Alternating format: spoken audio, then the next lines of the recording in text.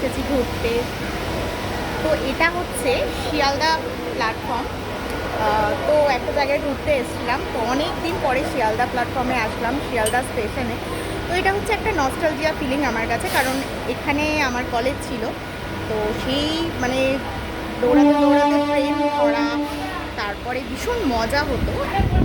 সেই ফিলিংটা না আবার নতুন করে মানে স্মৃতিচারণ হচ্ছে।